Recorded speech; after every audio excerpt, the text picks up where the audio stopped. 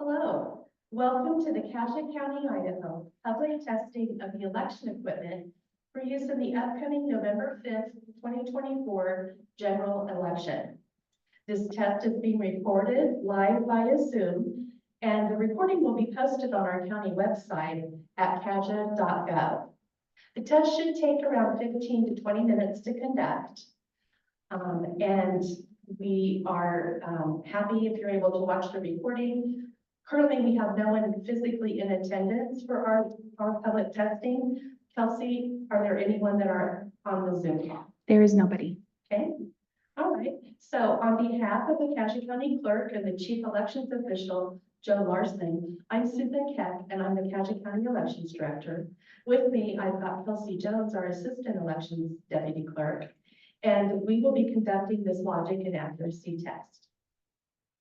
Okay, so today is Friday, October 25th, 2024, and it's just a few minutes after 1, which was our posted date and time for this public testing.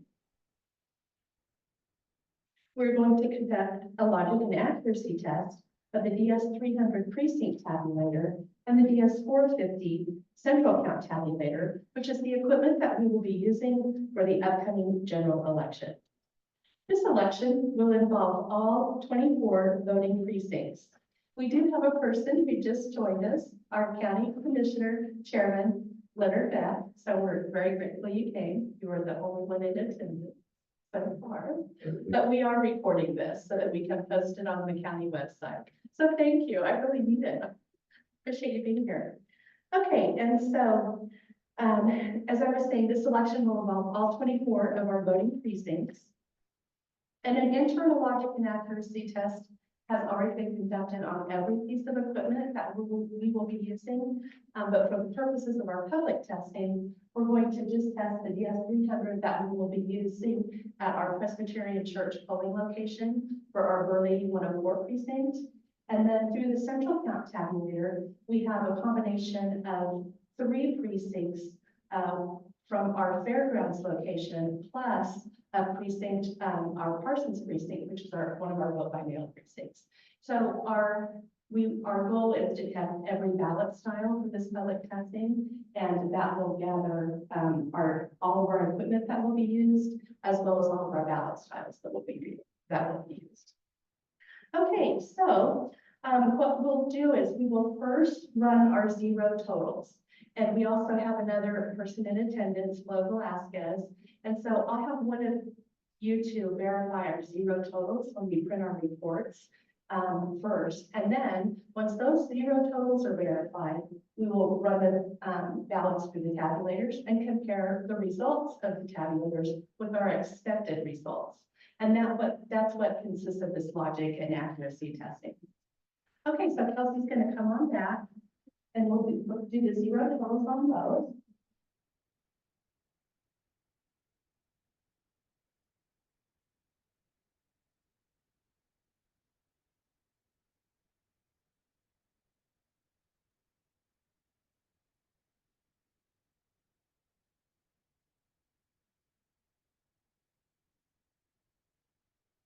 Okay, Commissioner Bell, if I can get you to verify zero totals, we'll see ones on here, but that's the vote for number of the candidates.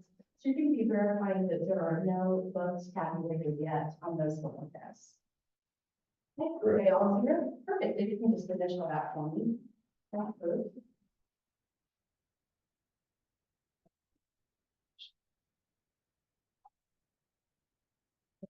Thank you both. Okay. And now Kelsey will run the ballots through the DS450 and all of them through the XR, or excuse me, the DS300.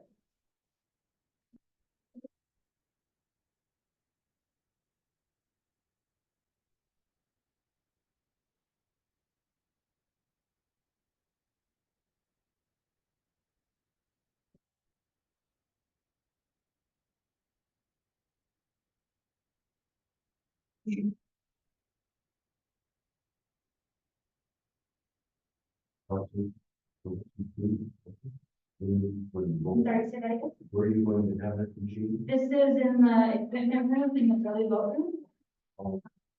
You know, it's precinct. No, This no. one stays here, never leaves. So this one is the one that counts all of our mail ballots.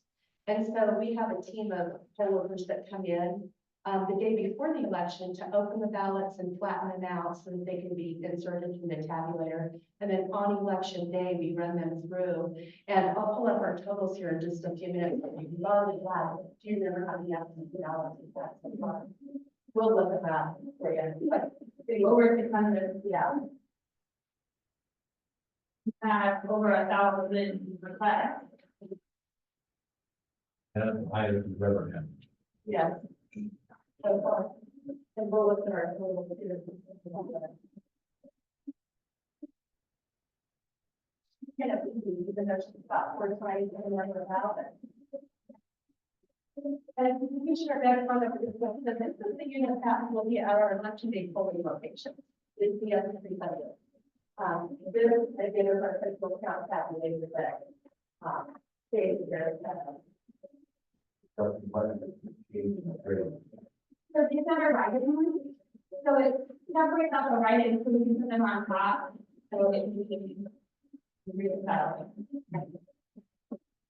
So the bottom ones are just the normal, and then we would go to write-in. And then if numbers not counted, they would go in. But it was a 2 phase or before, and so that they could adjudicate it by the end of the week, marking another ballot that could be done in the tabulator, and we have a better software for doing that process. Sometimes on the mail ballots, that they spill something on it, or, you know, they don't Or that. that, together, throw it in.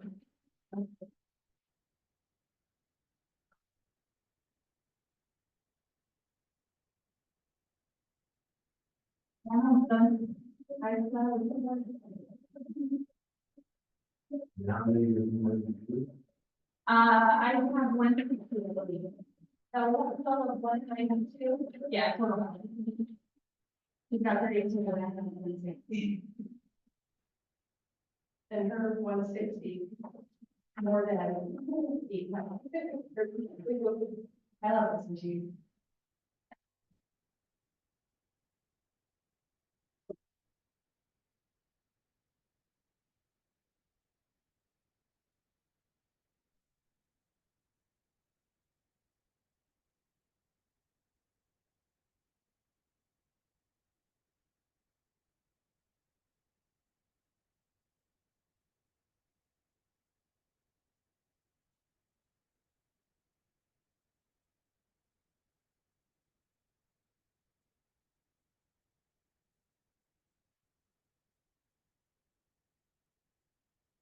All of our test decks are marked with the big red test stamp.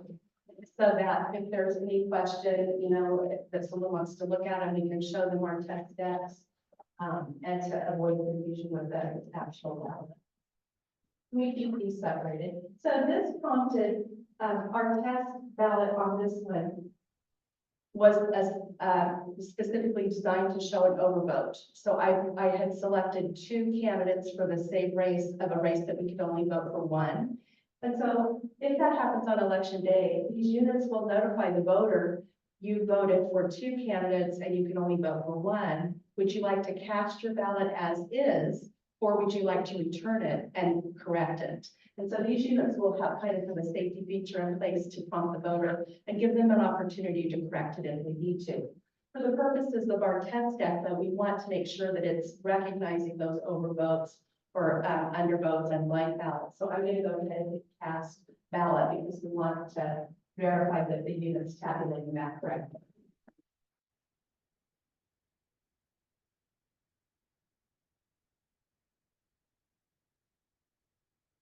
Here's a blank ballot. That ballot was a blank ballot. And a voter can still count about if they just chose that they did not want to vote for any of the candidates or contest questions. They can still cast that blank ballot because it still gives them voter history, which is important in our state. After every 4 years, if there is inactivity for 4 years after a primary or general election, the voter can be removed for inactivity. So we do have 1 or 2 voters in our county that sometimes will go ahead and cast a blank ballot just so that it's recognized that they are keeping their voting active. And so again, for our test purposes, we'll still pass that one out.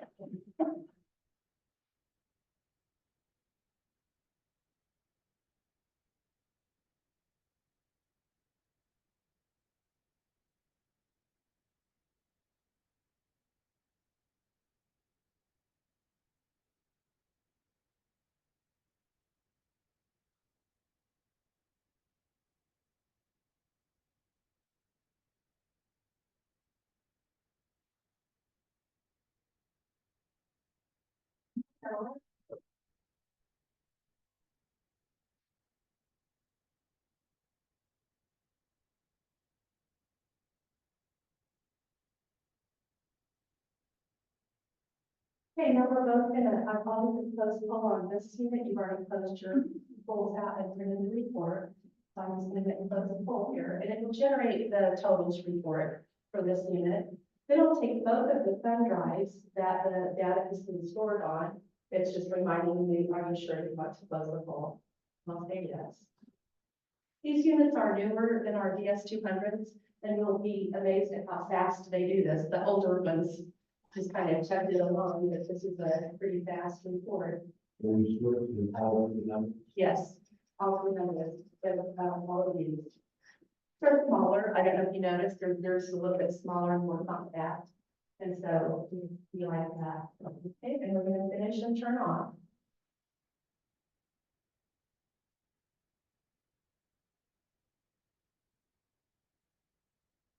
We wait for the unit to completely power down before we remove the thumb drive.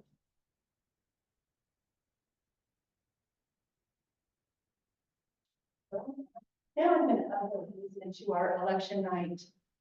It's called Electionware, and it will pull the data from both these units and tabulate them, and I'll print out a report, and then we'll compare the printed report with our expected results from our test decks. So just a few minutes.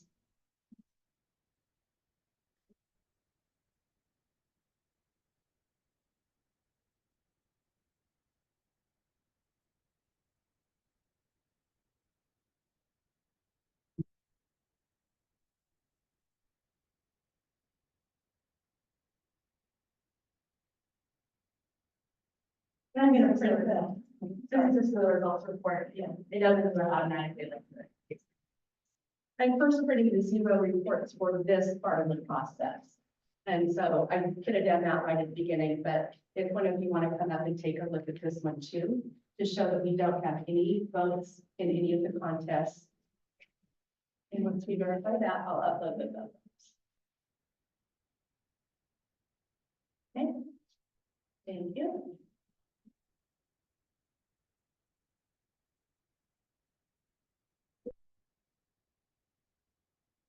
someone who is not totally important, how we run our elections, what would they be looking for?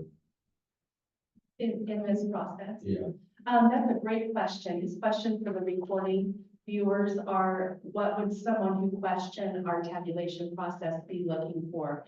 And what they would be looking for would be things like if the machines malfunctioned during the test, if there was a paper jam, or if the expected results, or if the reports from the test did not match our expected results. Be what they would be looking for. I've watched bigger jurisdictions, their public tests. Some of the questions their folks ask are more along the lines of, what's your security of the equipment? And in our case, once we conduct all of our testing, the units are sealed and the seal numbers are logged so that there's a chain of custody that no one has interfered with the units whatsoever once we've done our testing and it's passed. And so those are kind of the questions that we've had in the past. Okay, and I'm going to read this down right, and these are the results from the DS or from the 450.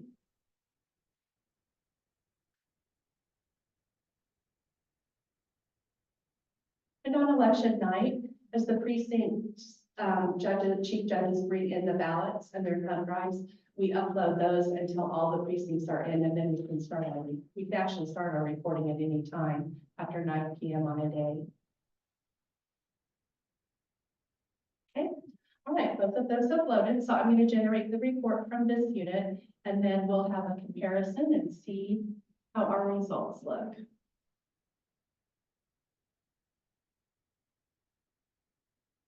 Oh, ouch.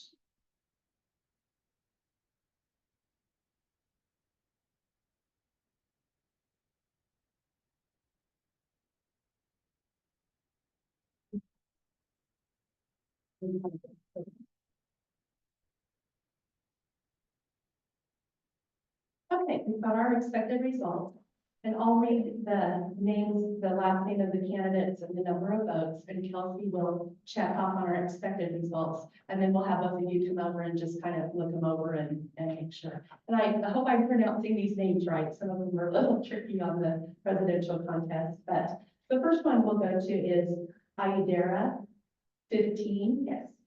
Dela Cruz, 16, yes. Harris, 14, yes. Kennedy Jr., 21, yes. Oliver, 16, yes. Spusen, 14, yes. Stein, 20, yes, sorry. Terry, 16, yes. Trump, 18, yes. And then total write-ins for the presidential race, 30, yes. Okay. Now we'll move to the U.S. Representative District 2 race. Idaho Law Carta Sierra, 13, yes. Todd Borsetti, 19, yes. David Roth, 17, yes. Mike Simpson, 11, yes. Okay. Now we'll move to State Senator District 27. Kelly Ampin, 6, yes. Okay. State Representative District 27, CA Douglas T. Pickett, 7, yes. Damian D. Rodriguez, 11, yes. Okay. State Representative District 27, CB Clay Candy, 6, yes. County Commissioner District 1 Leonard M. Beck, 6, yes. County Commissioner District 3 Kent R. Searle, 6, yes. County Sheriff Jared Thompson, 6, yes. County Prosecuting Attorney McCord Larson, 6, yes. Okay. Magistrate Judge Jeremy L. Pittard for retention, yes, 6, yes. No, 12, yes. Okay. Idaho Constitutional Amendment, yes, 6, yes. No, 12, yes. Okay. And then Proposition 1, yes, 6, yes. No, 12, yes. Okay, and we should have had, pardon? Oh, I'm sorry, I missed the race, very bottom. Rock Creek Fire District level levy, in favor of 1, yes. Against 2, yes. Okay, and we should have also had, I believe, 6 overvotes, yes. 6 undervotes. And on the blanks, did you put that down? Yeah, we have 6 blanks on both of those. Okay, so if you guys, if one of you would like to come on. Why did you vote? I mean, I don't know what you put in the calculator. Votes seem to be almost the same as 6, and then 12 against. Yes, so that's a great question. His question for the viewing recording audience is, why was the pattern similar on some of the candidates? It's because there were only one candidate for those contests. And what we do on how we mark our test deck is we usually take one candidate gets 1 vote and the other candidates get 2. But because we only had one candidate in several races, so there was no contest, it flows down to where they have only the first position on every one of those ballots. So I can show you that rotation on including a bigger deck. So we have to mark, I think we ended up having to mark over 900 test ballots for this election because we marked every precinct and every contest. And how we did the rotation on the presidential contest, there were a total of 10 candidates or options, including the write-in. So 9 candidates and 1 write-in. So our predetermined ballot marking is a sequence. So the first candidate gets 1 vote, the second candidate gets 2, the third candidate gets 3, the fourth candidate gets 4, and then we start over. And then the 5th candidate gets 1, the 6th candidate gets 2. So that rotation And then by precinct, the names change. So we check every logistical way to carry through that at the end of the test, the last name of Harris would get X number of votes. Our test here was a limited number of ballots. So in other words, we did a test for public purposes, all 950 ballots, what they were.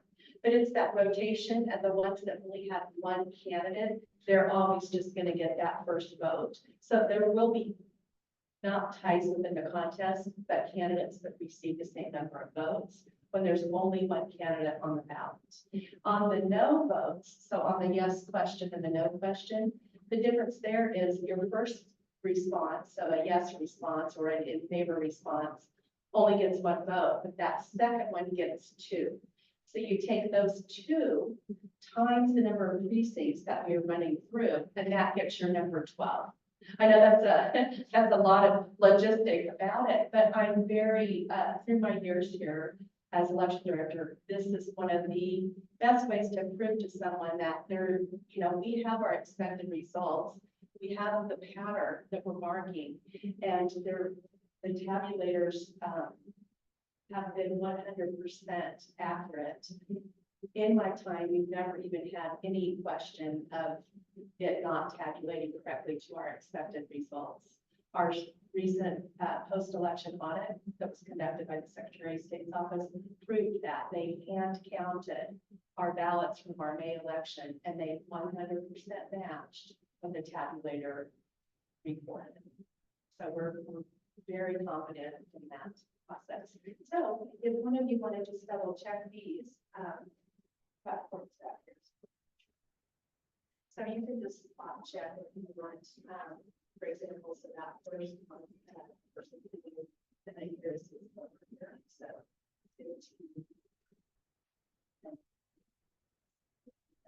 maybe spot check for us. Here's your sixes and files. And it's on those yes, no questions, or just two response questions that you see. But again, that's probably pretty hard to test that.